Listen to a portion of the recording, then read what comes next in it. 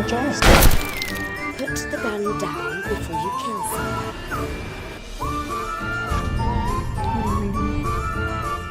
Teenage Girl's Diary.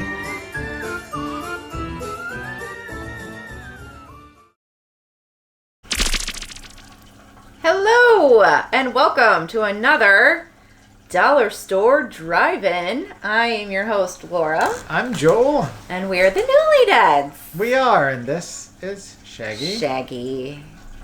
Bailey is Bailey outside? Nope. Where did he go? He's around. Oh, I see him. He's around. Yes. So the Newlydeads is a half-hour show where we watch a movie from a discount store. So that could be a Dollar Tree, a Salvation Army, a Goodwill, a garage sale. A friend could give us a gift. Sometimes we get people sending us movies, which is always super nice and happy. Sometimes, I don't know. What else? Sometimes we get them directly from the distributors. Yes. Which That's may what I be meant happening by like again somebody soon. giving it to us. Oh, that may be happening again soon in another way. You'll find out Maybe. soon. Yes. But in this case, Yes. this is one that you found at said dollar The store. Dollar Tree. Please sponsor us, Dollar Tree. We love you. And you put out your Halloween stuff already, so extra cool. Yeah. So that being said, this is a short show where we chat about the movie and Yep. try not to give away spoilers, but sometimes we talk a little about the movie. You gotta fill 30 minutes, and the film is from 2012, and you watch the trailer, you know. Yeah. see what you Usually think. we'll hypnotize you before. Is that a regular thing now? Oh, I told you that was. It's always a thing? Mm-hmm. I gotta make sure I keep my little hypnotizer handy. Yeah. So this week we watched I got it. Shiver or Shiver. Ah, good old Shiver. Next Shiver. Pretty sure it's Shiver. It is Shiver. Um, Based yeah. off of the book. Based off the book Shiver. Oh. It was based off of a novel.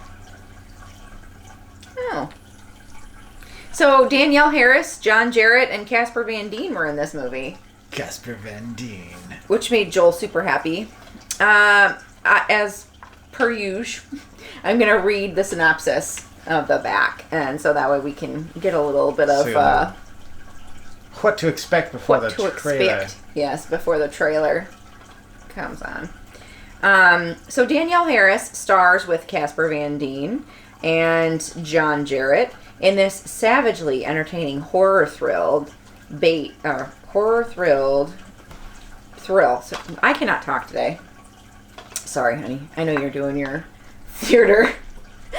Based on the acclaimed novel by Brian Harper.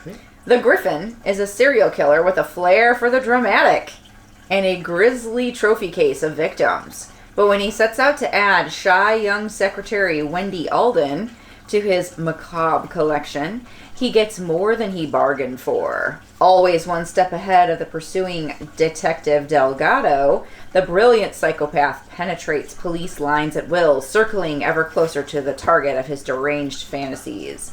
Until finally, the only thing standing between Wendy and the Griffin's unthinkable desires is her own desperate, indomitable will to survive. Yeah, Sounds pretty exciting. it was. It was pretty exciting. Well, let's Yeah, let's before watch we get into the notes. Oh no! I dropped the little guy. Uh-oh. We're gonna watch the trailer while she picks up the little guy, and then when we come back, we will discuss the finer points of this film and Shiver. see how we kind of came out on this, because we really don't talk about it ahead of time as far as how No, we but I feel, wanted to really bad, but I couldn't. I cannot today. We're gonna find the collection of clips known as a trailer, also a trailer, I can't. and we'll fix this, and we'll be back in just a minute. Sorry.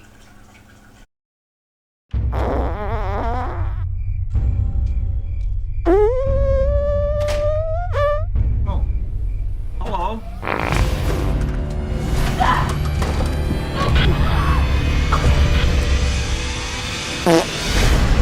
Tonight, the body of a young woman has been found.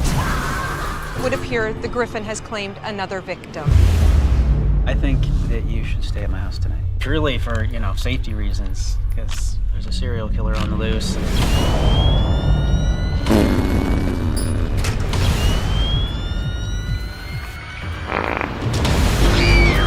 I ended a universe with one stroke. I can wipe out a world whenever I please. You will make such a wonderful addition to my collection. Don't be afraid, Wendy. She was Griffin's target from the start. Clear! Jesus. Good to you now, while you're alive. Griffin claimed another victim today, Detective. Normally, my victims are dead when I claim my trophy. But not this time. I'm going to cut your head off while you're still alive.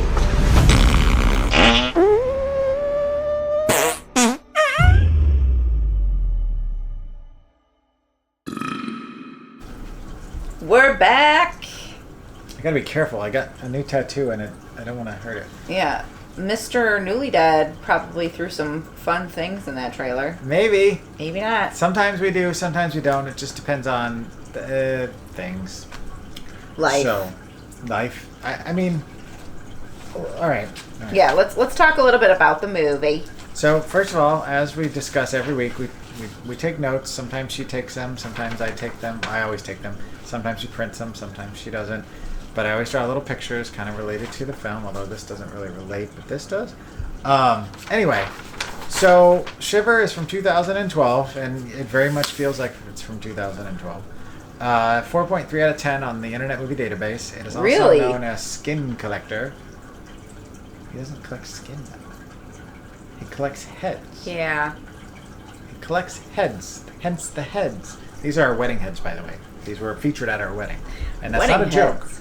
These were the very first thing we purchased together as a couple for the wedding. We had them specially made by our friends at Ghoulish Mortals. Stop in on by. St. Charles, Illinois. I'll put the address information right here. Stop by, and if you're into spooky home decor and you like art, you will never want to leave. I have a lot of thumbs up today. She does. I want to be like, I don't know if they have like a tagline for their store or whatever. I wanted to be Ghoulish like, where Mortals? the mortals are always ghoulish. Super nice people also, so if you go... Yes, they are super nice. Chat them up, good folks. But yes, they got us these heads in a jar that They now made do not them. have liquid in them anymore, so they don't look quite as jarring. But jarring? Oh, that's what I should have said, jarring. But they were featured at our wedding, and so anyway. All right, so this was directed by Julian Richards, not to be confused with Julian Sands, who unfortunately passed away. Rest in peace. That's Why would that? incredibly Why would, sad. why would they confuse that? It's just Julian. It's not a super common name unless you watch Trailer Park Boys or you like the Warlock films. Oh, that was like one of my favorite names. Julian. I like the name Julian.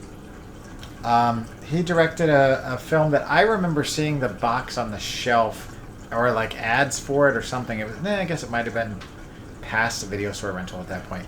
But called The Last Horror Movie from 2003, not to be confused with the Joe Spinell Last Horror Movie that's getting a special release on Severin, by the way, including a plush. Come on, man. Anyway, he also did a segment on Deathcember, which is a anthology film. He did one segment from that from 2019. This was written by Brian Harper, who wrote the book Shiver that I mentioned. That put a little picture of that right here, and Robert D. Weinbach, who did Shiver, a film from 1974 called The Mutations, and a film from 1966 called Hallucination Generation. So if you notice, there's a little bit of a gap between 74, when I was born, and 2012, when this film was made. I'm going to see if I can find out why, and if I do, I'll put a little trivia, but I don't know what happened, but he was gone for a long time. So as she mentioned, this stars Danielle Harris from the Halloween films, the other Halloween films, and a ton of Also horror movies. Roseanne. Roseanne as well. John Jarrett, who is just a wonderful, kind-hearted Australian man who sometimes plays horrifying creeps who murder. Just watch the Wolf Creek franchise, all of it. Season 1, Season 2 of the show, both movies, and I hope to make a third at some point. So bad. Like, he's so bad. Like, no, the movie and the No, show's not good. the acting. Yeah. He's his character. Terrifying. Mick Taylor, who is based on an actual serial killer from Australia, who, God bless America, Graham always talked about him, and I've just forgotten his name. I'll put it here for trivia, unless I can think of it. Casper Van Dien, who most people know him from Starship Troopers, one of the greatest science fiction films of our generation. Rae-Dawn Chong, the daughter of Tommy Chong, yes, that Tommy Chong, who was also a star of Commando, Beat Street, and Interview with the Vampire. Is that what this is? Yeah. No, the TV show from 2022. I'm like, that wasn't 2022. Yeah, she was in the TV show that we still haven't watched. And finally, Valerie Harper, who you would know from Mary, which then led into her character spin-off show called Rhoda, which then led into her own show with her name called Valerie. I don't even know why she was in this movie, honestly. She was like this big, and she was a total pain in the butt. She didn't interact with any of the characters except for Danielle Harris. I don't know who was worse though, her or John Jarrett. She was a horrible human being. She was a mean lady. She was a garbage person. All right. But there was no reason for her to be in the movie. No. There really wasn't. She I was think like that this much whole interaction could have just cut that out. Like you didn't have to pay that lady. Did you just have her in there to like have a name?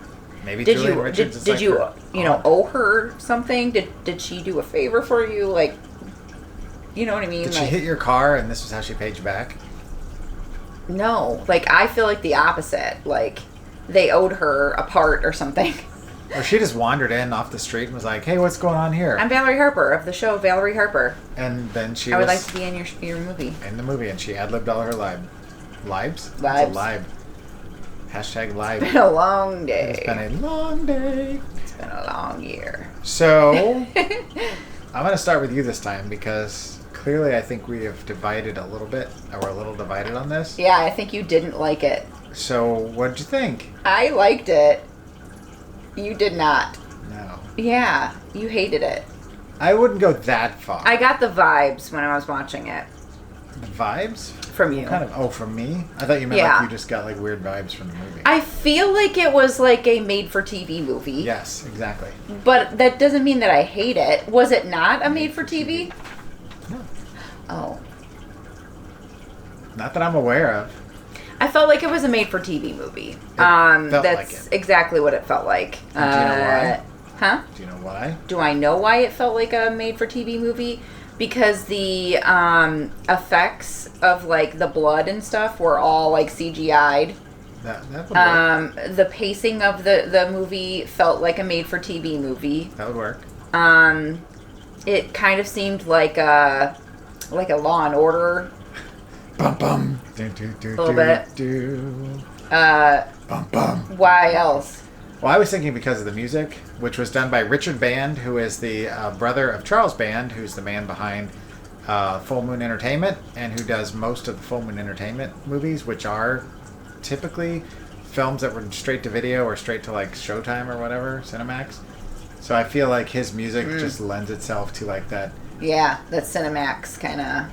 Like the 90s, this was the 90s for if it was a straight to video film in the 90s, it had this kind of a synth score where they didn't have to pay a big orchestra, and it became like a staple, like a trope. Yeah, it was funny because like one of the songs in it, I legitimately was like, are they playing Halloween like from the first movie? He was.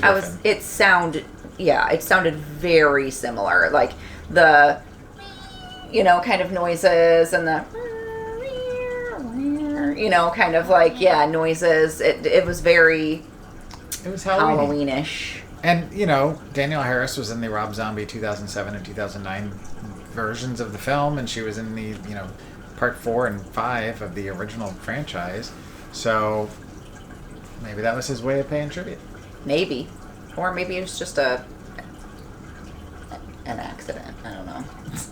He's like, man, that sounds pretty good. I wonder why. Oh, that's original. Maybe I should throw that in there. He didn't do that. He didn't do that part. It was the other. It weirded me the heck out. That was Close Encounters. It weirded me the heck out that John Jarrett didn't have his Australian accent. Yes. He That sounded really like weird. this. He's like, hi. I Hi. love you guys. I'm My gonna fans. murder your face. I'm gonna stab you if you don't tell me that I'm the Griffin. Yeah. The Griffin? What is it? Agreed. Peter! Yeah. So there's issues with it. I'm not Terrible. saying it's a perfect movie or anything like that, but I would say like out of all the movies we've watched, I would say it's in the top half of them. Why would he be the Griffin though? Like, I understand like the Phoenix because you're Go, rising go, from the ashen, or Gryffindor. the Golem because you're, Probably think you're because he doing good just deeds had a under plethora command. of Griffin statues and like He was making them. Like he worked at a jewelry store and he did like watch batteries and little tiny things. But remember at his apartment they had like a little table and he had like a little workstation. yeah. Maybe he likes And Griffins. Maybe he's Gryffindor? That's what I said. Oh. What she said. Didn't I? He definitely wasn't a Hufflepuff. If I didn't say it, I was thinking it.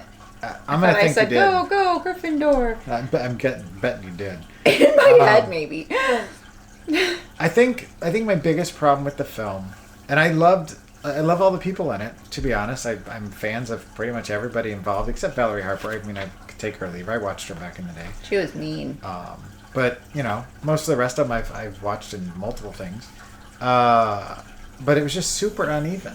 Yeah. Like it was somebody driving a car where they were just learning how to drive stick, and it was like.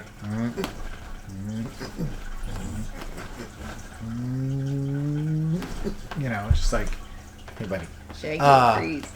It just felt like it was, they would get going and then all of a sudden they'd kick it to a stop. And then they'd get going again and then they'd turn sideways and then they'd go left and right and then they'd stop again. And in a movie like that where you're trying to build tension, you want to build to something. And then when you're at the end of the movie, you think, and it's Finally. like, all right, everything's done. No, wait, there's another half an hour. So I don't think this is any spoilery parts. I feel like what they were like trying to do, and like what I felt like was like a success in that, like with where it just kept going, is I felt like they were trying to make this serial killer like a Michael Myers or like a Jason. Where, like, you think they're dead and they keep coming back, or you think that that's over and then it's not, and then you know what I mean? But, like, in real life. They kept putting him in situations where it's like, oh, there's no way he's coming back from that, or, like, there's no way he's going to get out of there, or great, it's, like, justice, and then you're like, oh, wait, you know what I mean? And that's what it kept feeling like. I was thinking about it this morning, as I do in the shower. About the things in my life. Yes. So I was like thinking about it. I'm like, oh yeah, like I need to think about what unpack it, right? So I was like unpacking it in my brain, and I was thinking a lot about it and thought that it seemed like a real life Michael Myers. Am I just like rambling? I don't know. No, I'm just trying to. At me like, my wheels are turning, and I'm just trying to figure out because. To me, it felt like they were shoehorning this whole like love story angle that maybe was in the book and it was handled better. I didn't. But no, and I don't mean with John Jarrett. Oh. I mean. That agreed. There was there's, parts of it where I'm like, you didn't need Valerie Harper. Nope. You didn't need any sort of like weird like love connection with anyone like in this movie. Like you could have just left it. It's just like here's a could have boy, just here's left a girl. They fit. No, they didn't. They really didn't. fit. There was no chemistry. Nope. Like there was no reason for them to like. Yeah, there was parts of the movie that you could have just kept out and just stuck to the plot. And yeah. So for those kind of things, like I said, I didn't think it was a perfect movie, but I enjoyed it. And I was entertained for sure. John Jarrett is a super nice, like plays a lot of very lovable characters in his career. When he goes into these roles, he gets pretty dark. And Wolf Creek is the first one. Is one of those movies where there's a specific scene in it that every time I watch it, I get really uncomfortable because it's so kind of like, and it's not the most disturbing thing I've ever seen, not by a long shot, but it's pretty messed up and it's uncomfortable. The stick. Huh? The stick. No, the lower back. The modification. Was it a stick? I thought he had the knife. He calls her a head on a stick. Oh, yeah. It's been a while since I've seen it. Yeah. But anyway, yeah. There's that. But there's a scene in this that I felt like I needed to take a bath after or a shower, more so than Wolf Creek. Which Wolf Creek, the whole thing is a sweaty mess. Yeah. Of amazingness. Greg McLean, good job. Yeah. But this one, that scene with the heads and the lights and the show. Heads and the lights. And he's like, I'm going to put on a show for you before, Yeah. et cetera, et cetera. And there's the row of all the heads that he's collected so far. And he puts on the little show for her. And I was just like, and it would have been fine if it was just the lights and the heads, but then he added the other aspect. And it just felt, especially with the one that he went the extra mile to not just kill the woman, that I was like, is that really necessary? I mean, maybe in the book it was explained better and it felt more like you can get away with a lot more in a book. Yeah. But it just, I don't know. They did a lot of weird cutaways too, like where it's like, I know that they're trying to make it look like it's from his perspective. So like when he's like looking at a woman or whatever, he's like picturing her like scantily clad, and like it's just like this weird montage of like photos like that are like, his imagery in his head, I think. And it's just, I don't know, disjointed. It's like you said, it's like the driving the stick, It's super uneven. Yeah, very uneven. It's very, very uneven and so, doesn't really explain. I don't know. It had its moments, and I didn't hate it. I didn't hate it, but I also didn't like it. Like, I don't need to see it again. I'd be curious to see what else, Julian Richards has put out there. I mean, of the other movies that are on here, because that last horror movie, I remember seeing that box or that image that's the poster from it hundreds of times. I've never seen the movie. I've seen the original. I owned the original on VHS for a while. It has since gone to a better home, but it's a great movie. So anyway, I don't know. Yeah. So on a scale of 1 to 5 heads in a jar, what would you give it?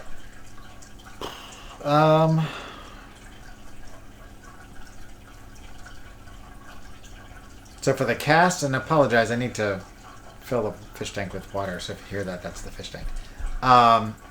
So I like the cast. I'm always a John Jarrett fan, so, it's nice to see him doing something a little different. Vocally, not character-wise. He's played bad guys. I feel like it's a 1.5. Wow. Yeah. I'm going to give it a 3. Holy baloney. I didn't fall asleep during it.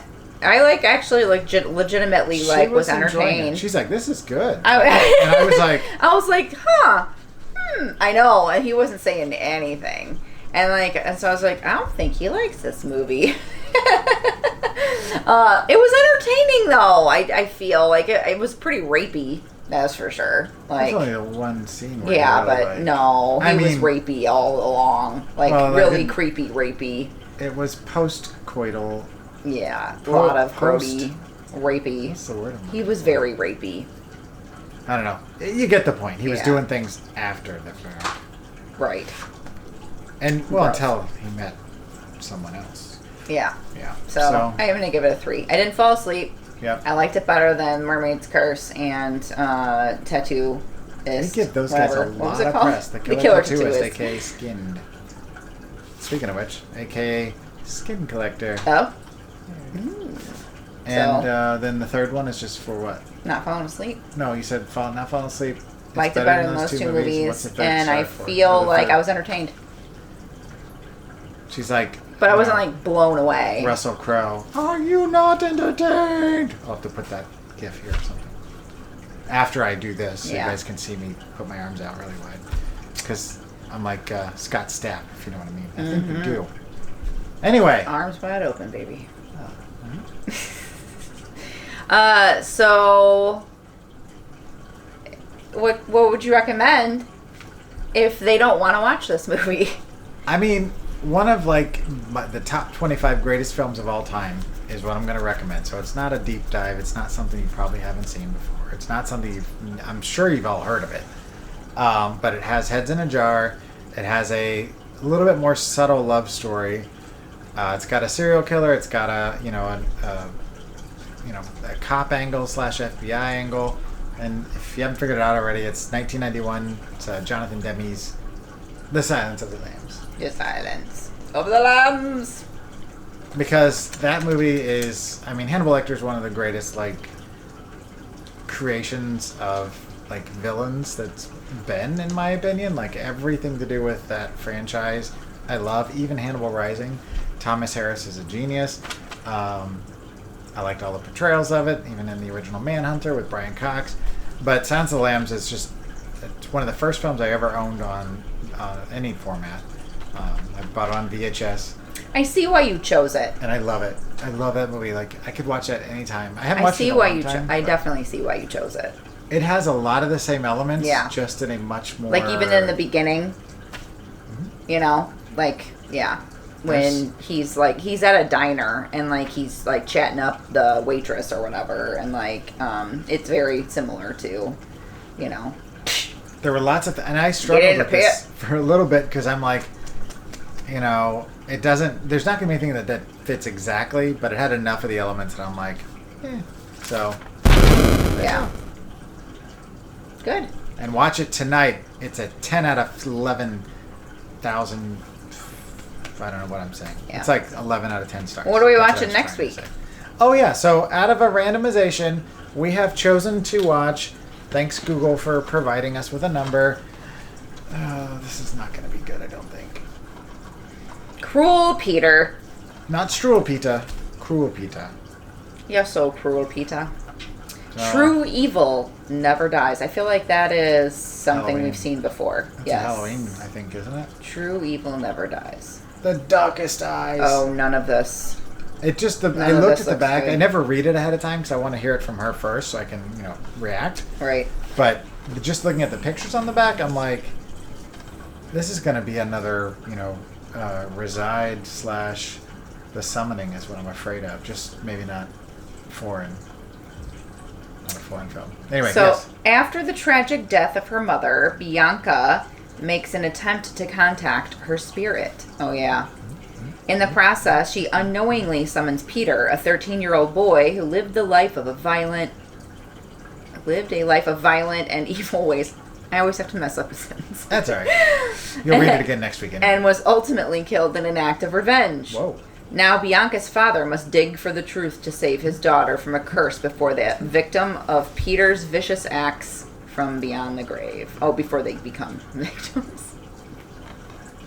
So basically it's a accidental summoning / now you got a bad she summoned a 13-year-old boy who's trying to murder people. And I'm guessing her dad's going to have to dig up his grave or find, something. It says dig. Nightmare on Elm Street.